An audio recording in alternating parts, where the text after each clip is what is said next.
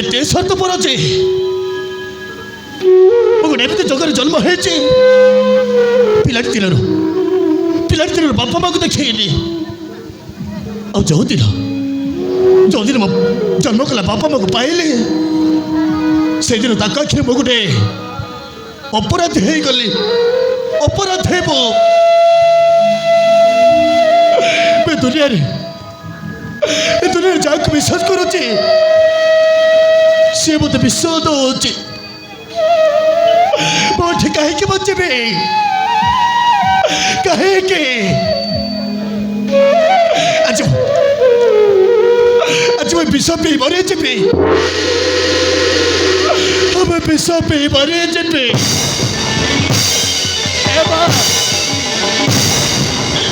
ଆଲୋ କୋଉଠି ଅଛିଲ ମା? ଶେଷ ସମୟରେ ବିଷ ଟିକେ ଦେଇ ଯା ଆଲୋ ମା। ବିଷ ଟିକେ ଦେଇ ଯା। ମୁଁ ମରିଯିବି।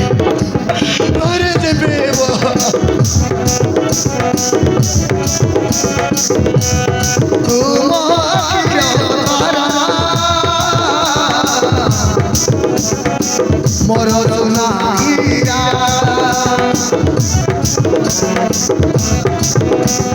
ଛାତିର ଜୀବନ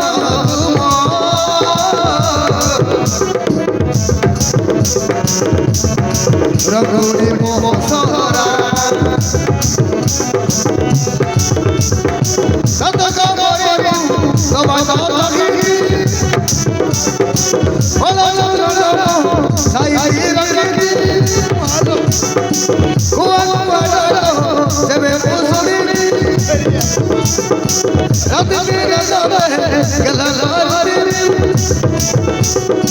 ମୁଣ୍ଡରେ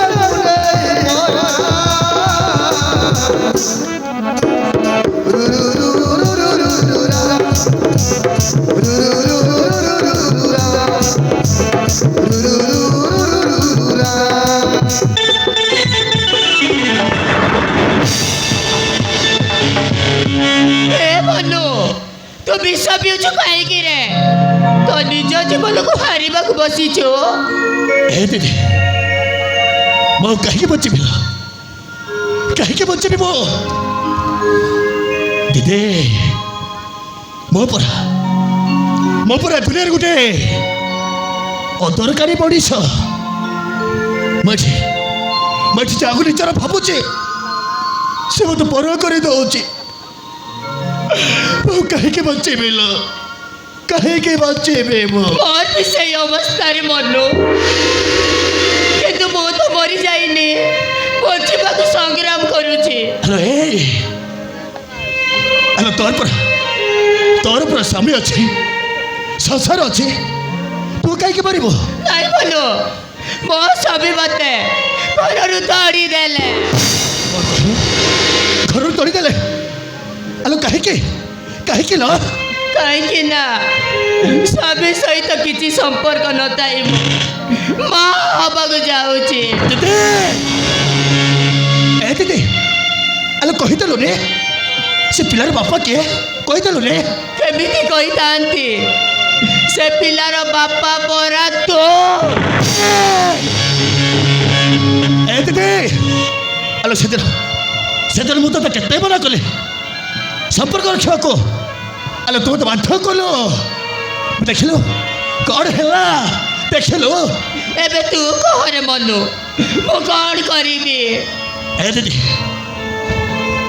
ତୁ ଗୋଟେ କାମ କର ତୋ ଗର୍ଭରେ ଥିବା ପିଲାଟାକୁ ନଷ୍ଟ କରିଦେ। ତୁମ ଗର୍ଭରେ ଥିବା ନିଷ୍ପାପ ଛୁଆଟାକୁ ନଷ୍ଟ କରିଦେବ କହୁଛୁ? ନହେଲେ କ'ଣ କହିଥାନ୍ତି ମୁଁ? ବୋଲ ଆମେ ସେ ଭୁଲ କରିବାନି, ବରଂ ଆମ ପୁରୁଣା ପ୍ରେମକୁ ଆମେ ନିଜର କରିବା। ଆଜି ଆମେ ସ୍ୱାମୀ ସ୍ତ୍ରୀ ହେଇଯିବା ମନୁ। এইটা কেবল সম্ভব নয়